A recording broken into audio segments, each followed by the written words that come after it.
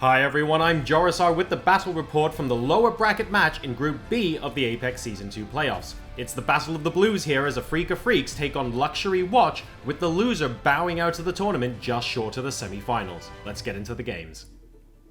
We started on Ruins, where LW Blue dominantly controlled the point and pace of the game by denying any engagements that favoured their opponent. AF Blue's one opportunity to make a dent in the defense was Arhan's Nanoblade, but Meko was there with the hook to shut down the Genji player, and with that, the first round. Afreeca Freecs Blue continued to live or die by the blade in the second round, relying heavily on Arhan to be the playmaker as Genji. Their first control of the point did come thanks to dividends from his sword comboed with Donghyun's Graviton, with a similar final fight as well, defending their control for the round win. Falling behind yet again in the tiebreaker submap of Lighthouse, AF Blue fought back in the final moments, surviving Flower's Dragon Blade and getting a multi-kill of their own thanks to Mano's Primal Rage. It was Saebyeolbe on the Tracer though for LW Blue that delivered the fight for his team, fragging hard to clear the point to take the first map. Albeit slow, the offense of LW Blue made progress step by step in the opening half of King's Row. After capturing Point A, they pushed steadily through the streets but were finally halted prior to the second checkpoint by a nano-boosted Mano on Reinhardt, who swung through for a triple.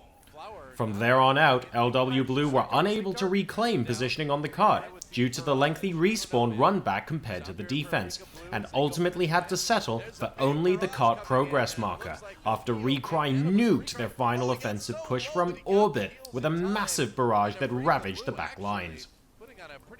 The second round had no shortage of exciting moments either. The first engagement included double nanoblades being unsheathed, but Flower on the defense ended up being the better ninja in that fight, claiming more kills.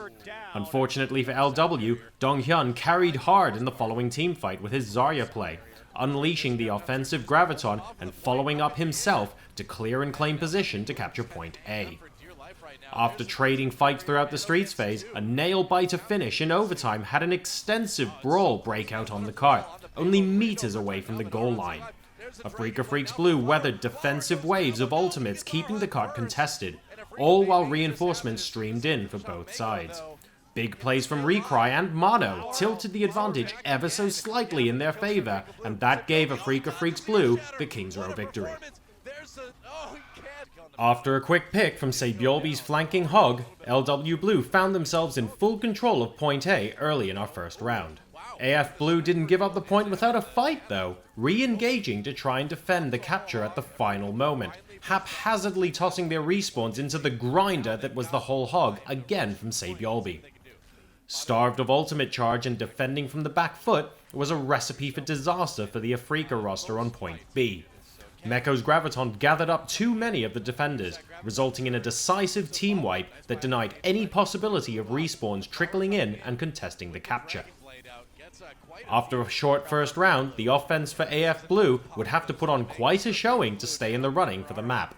Things went well out of the gate for them with a quick capture on Point A, but their momentum was cleared out during a failed rush of Point B, thanks to yet another perfect Saebyeolbe hook.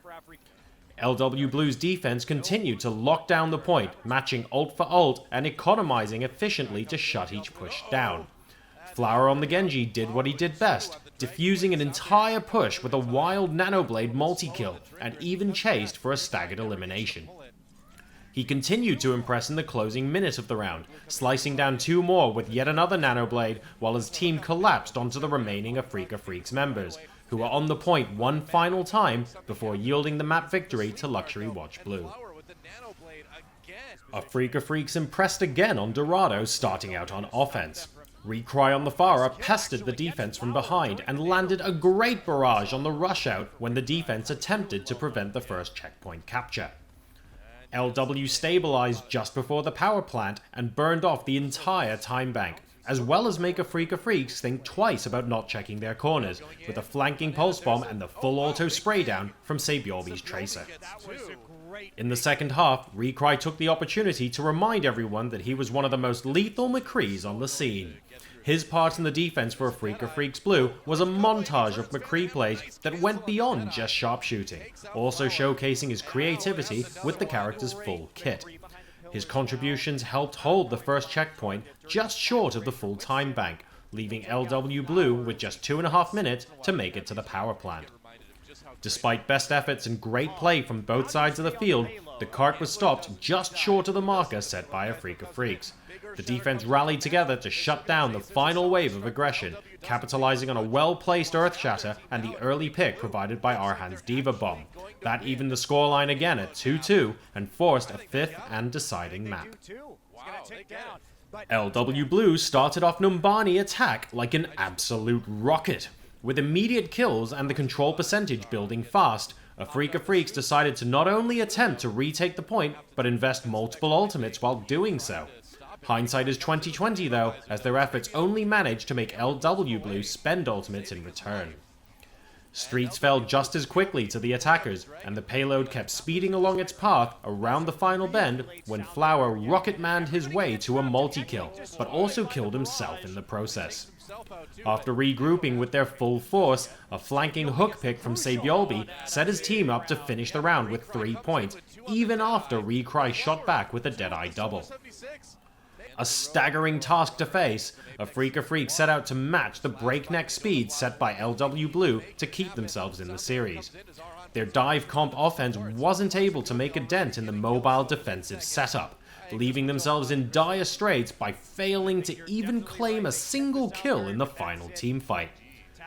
LW Blue's defense was a stark statement following their equally impressive offensive round, and they move on to the Group B decider match by a scoreline of 3-2.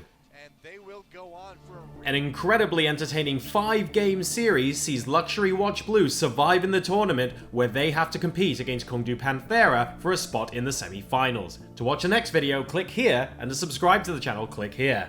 Thanks for your comments and likes in the meantime, and don't forget to share. I'll see you for the next match.